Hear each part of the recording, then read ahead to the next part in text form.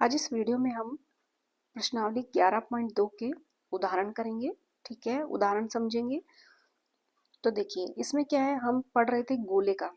इसमें गोले का पृष्ठीय क्षेत्रफल हमने निकालना है।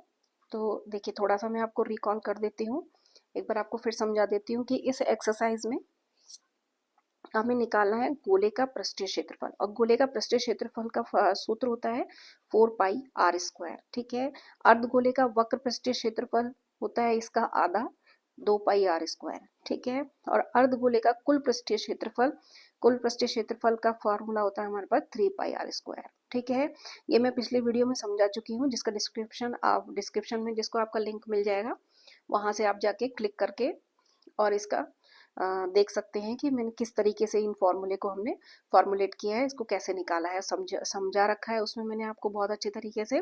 ठीक है, तो देखिए यहाँ पे हम अब इसके उदाहरण स्टार्ट करेंगे। ठीक है, तो क्लास 9th का क्वेश्चन है, ये बुक है एनसीईआरटी।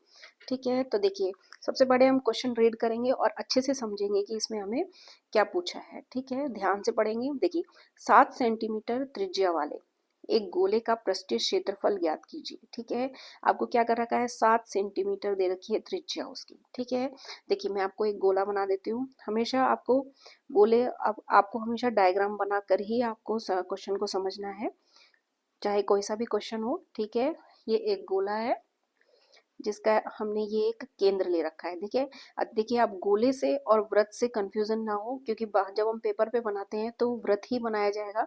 गोले को हम गोला क्योंकि एक 3D शेप होता है, एक बॉल होता है जिसका बॉल का डायग्राम हम नहीं बना सकते हैं। सिंपली आपको क्या करना है, एक वृत्त बना लेना है जिसको आपको समझाना है कि ये गोला है। ठीक है, अब देखिए गोले का ये केंद्र होता है, जो वृत्त का केंद्र होता है उसी उसी को वही गोले का केंद्र होता है। ठीक है, अब केंद्र से ये जो परिधि होती है, ये इसकी परिधि कहलाती है। ये जो इसके चारों तरफ जो लाइन होती है वृत्त की, वो इसकी परिधि कहलाती है। जो केंद्र से जो परिधि की दूरी होती है वो कहलाती है त्रिज्या। ठीक है, त्रिज्या इसको हम क्या करते हैं, आर से डिनोट करते हैं, और ये आर हमें यहाँ पे दी हुई है 7 सेंटीमीटर।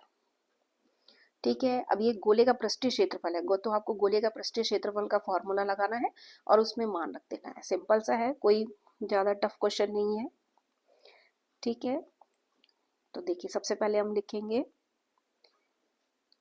गोले की त्रिज्या जो हमें दी हुई है, इसको हम आर से लिखते हैं। ठीक है, और ये हमें दे रखी है 7 सेंटीमीटर। ठीक है, अतः गोले का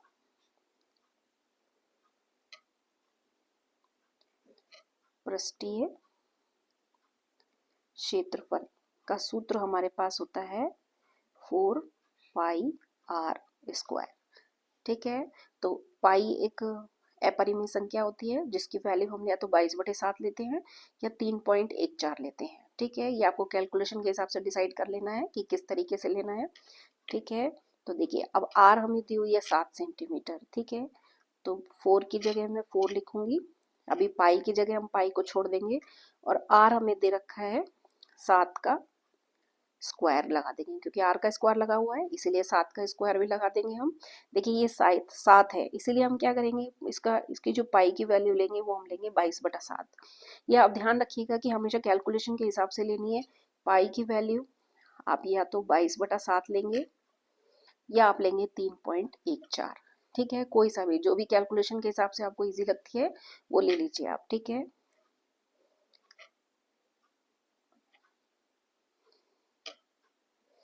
देखिए 7 का स्क्वायर है तो 7 को मैं 2 बार मल्टीप्लाई करके लिख दूंगी। स्क्वायर का मतलब होता है 7 को 2 बार लिख देना।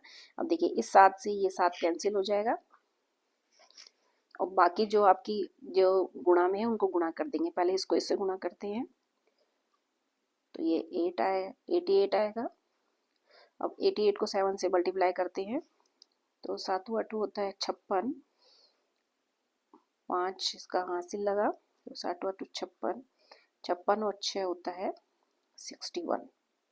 ठीक है, अब ये देखिए ये आपका आ गया आंसर। लेकिन आपको एक चीज और इसमें ध्यान रखनी है कि ये जो भी आया है, जो इकाई आपको दे रखी है, यहाँ इकाई आपको दे रखी है सेंटीमीटर में। ठीक है। तो जब आपको क्षेत्रफल का जो आंसर निकालना है वो सेंटीमीटर स्क्वायर लिखना है। ठीक है, इस तरीके से लिखना है। यदि मीटर दे रखा है तो आपको मीटर स्क्वायर लेना है।